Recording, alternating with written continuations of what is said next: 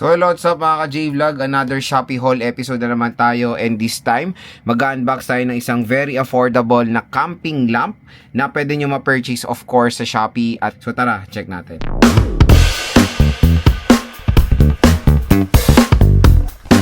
So yan, tamang-tama sa mga ibang province natin dito sa Philippines, usong brownout. Sa amin sa Zambales, usong brownout. At ito, meron ako marirecommend sa inyong napakamurang camping lamp. Wala pa tong 1,000 piso, nasa 600 or 500 pesos lang to. Yan siya, camping lamp, large flood lighting from Orashare. Napaka-affordable, kaya kung interested kayo dito, ayan, yung view products, click nyo na dito yan mga J-Vlog. So, yan, meron siyang, ito maganda dito, meron siyang solar charging, remote lighting, ayan, diba napakamura. Tapos, ang ganda nung itsura niya. Talagang perfect for camping siya. Napakaliit lang din, ayan.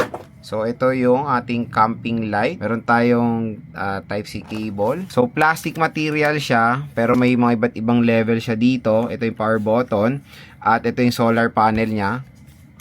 And, tingnan nyo pag inon natin, ayan yung flashlight. May flashlight siya dito sa baba. Ayan. Meron tayong pang SOS. Tapos, sa last na button, ayan na. Lahat ng sulok nito umiilaw. Diba? Meron tayong warm. Ayan, ewan ko ano yan. Hot daw no.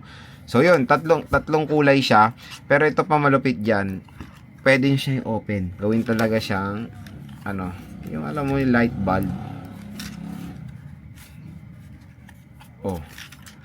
Panis. Diba napaganda mga idol. Tapos, pwede nyo na siyang isabit. Open na natin.